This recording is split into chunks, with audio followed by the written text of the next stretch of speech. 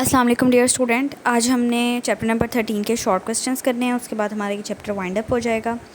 Okay, short questions जो हैं वो इस तरह से हैं कि जो आपने टेस्ट योरसेल्व्स में किए हैं तकरीबन सारे वही वाले क्वेश्चंस हैं जो एक्सरसाइज में दिए हुए हैं। ठीक है, क्वेश्चन नंबर 1 है हाउ प्लांट सिंथेसाइज कार्बोहाइड्रेट्स। इसका आंसर पेज नंबर 102 के ऊपर है, जहाँ पे आपने कार्बोहाइड्रेट्स की डेफिनेशन पढ़ी थी।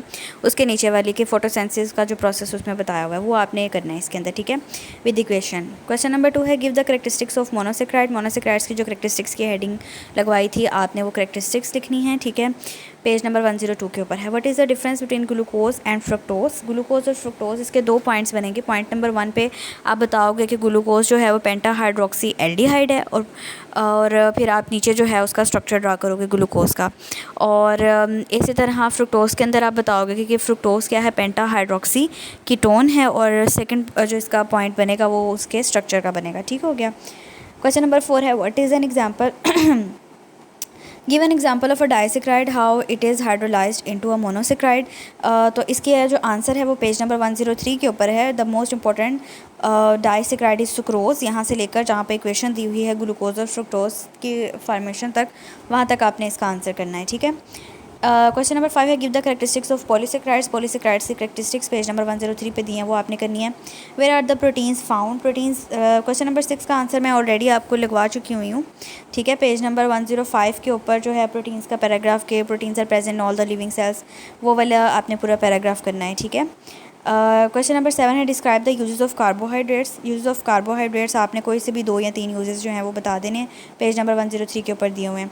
लैक्टोसिस disaccharide which monosaccharides are present in it. Sources जहाँ पर थे कार्बोहाइड्रेट्स के, पेज नंबर 103 के ऊपर, उसमें जो लैक्टोज वाली लाइन है वो आपने करनी है कि लैक्टोज के अंदर कौन कौन सी शुगर होती हैं, ग्लूकोज और गैलेक्टोज होते हैं। नेक्स्ट है आपका why the 10 amino acids are essential for us. तो इसमें आपने non essential essential amino acid की डेफिनेशन करनी है, बिकॉज तो वो इंपॉर्टेंट क्यों होते हैं, because our body can not synthesise them. Okay, we have to take them from over diet.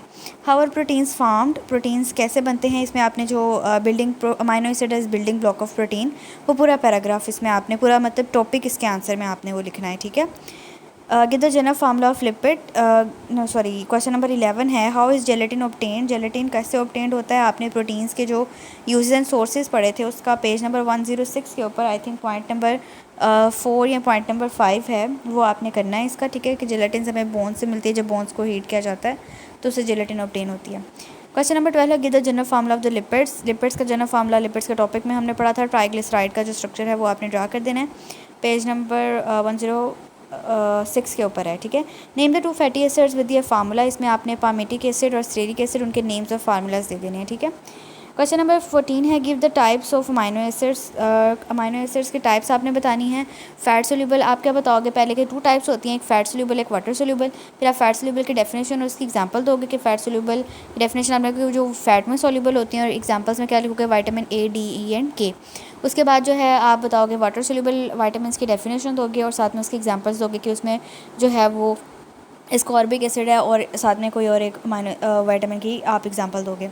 Next आपके पास है what is the significance of vitamin. Significance जो इंपॉर्टेंस ऑफ वाइटामिन आपने पढ़ा था उसमें से कोई भी 2 या 3 आप इंपॉर्टेंस के पॉइंट्स में लिख दोगे। Describe the sources and use of vitamin A. Vitamin A के सोर्सेज एंड यूजेस आपने जो टेबल पढ़ा था पेज नंबर 110 के ऊपर, उसमें आपने विटामिन ए को एक्सप्लेन कर देना है। क्वेश्चन नंबर 17 है justify water soluble vitamin are not injurious to health. Water soluble vitamin की एग्जाम्पल के बाद से जो सारा डिटेल है वो आपने इसके अंदर राइटअप में लिखनी है कि वो जो है इंजूरियस हमारी हेल्थ के लिए किस तरह से हैं, क्योंकि वो एक्यूमुलेट हो जाते हैं और इसलिए जो है वो हमें अकॉर्डिंगली यूटिलाइज़ करना चाहिए उनको। What do you mine bye genetic code of life. इसमें जो DNA वाला टॉपिक है उसका सेकंड लास्ट पैराग्राफ आपने कंप्लीट इसके आंसर में लिखना है। ठीक हो गया। What is the function of DNA। Function of DNA के लिए लास्ट पैराग्राफ आप लिखोगे इसी टॉपिक का। एंड क्वेश्चन नंबर 20 है how you justify RNA works like a messenger. इसका आंसर टेस्ट योरसेल्फ में भी मैंने आपको लगवाया था कि RNA का जो टॉपिक है जहाँ फर्स्ट पैराग्राफ की लास्ट लाइन से it works as a messenger और लास्ट पैराग्राफ सारा। ठीक है, यहाँ तक आपने इसको करना है। This was all about today.